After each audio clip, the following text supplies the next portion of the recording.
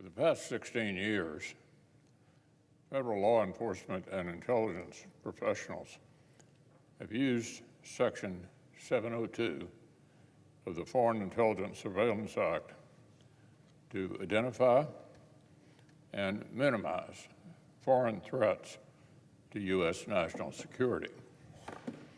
The carefully targeted authorities established back in 2008 are an essential tool for staying in step ahead of non-U.S. persons who seek to harm the American people. But unless the Senate acts today, those authorities will end tonight. Our friends in the House understood the threat. On a bipartisan basis, they spent months working to craft sensible reforms to guard against future abuses, made changes to adapt the program to meet the demands of new technologies, and took tough votes against amendments that may sound good, but would actually kill the program. The House deserves credit for reforming and reauthorizing this essential authority. Now, the Senate's choice is clear. We could pass the House's reform bill, or, given the late hour and political reality, we can essentially doom the program to go dark. Pass the House reform bill, or give free rein to foreign intelligence operatives and terrorists to target America. Now, over the past few days, a number of our colleagues have drawn some puzzling conclusions about the House-passed bill that would allow us to prevent Section 702 from lapsing. We've heard that overdue reforms to bring this portion of the statute up to date with modern communications technology amount to a massive new dragnet to surveil innocent U.S. citizens.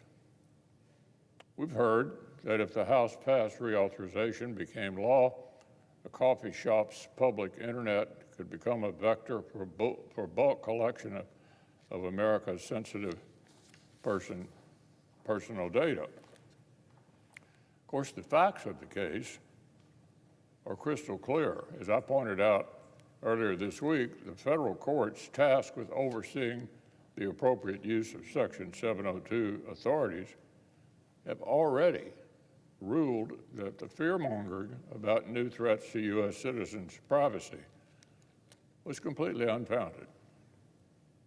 Yesterday, we even heard the Democratic whip suggest that a lapse in authorities wouldn't really mean going dark, even though they expire at midnight. This is absurd. Big tech conglomerates do not provide these critical communications to the U.S. government because they want to. They do so because the law compels them to. When that compulsion disappears, who are they going to listen to? Their customers or the FBI asking nicely? Once Section 702 expires, companies will stop complying. It will be up to the government to play a slow and painstaking game of whack-a-mole in court against an army of the most sophisticated lawyers in the country. And in the meantime, actionable intelligence will pass us right by. This is not a hypothetical. It's actually happened before. Following a similar lapse in authority during the Bush administration, Attorney General Mukasey observed that providers, quote, delayed or refused compliance with our request to initiate new surveillance of terrorists and other foreign intelligence targets under existing directives. He went on that this, quote, led directly to degraded intelligence capability. China's on the march.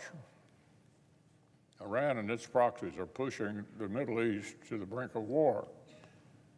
Russian spies are reportedly plotting sabotage against U.S. military targets. Suspected terrorists are exploiting this crisis at our southern border. This is not the time to voluntarily degrade our ability to protect the American people. This is not the time for facile arguments about issues this legislation addresses head on. Today, power rests with the Senate. This is the end of the line. There's no one coming to relieve us of our duty. Just like the real-world consequences America will face if the House fails to pass a national security supplemental, there will be serious consequences if the Senate fails to do its job today. The stakes of such an outcome are grave. The authorities in question today have quite literally been the only defense against would-be national security disasters. The year after Section 702 was enacted, it was used to foil an active plot to bomb the subway in New York.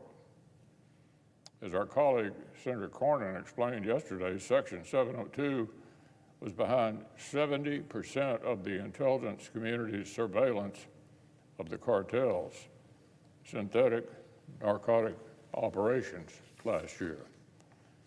The threats to American security are flashing red.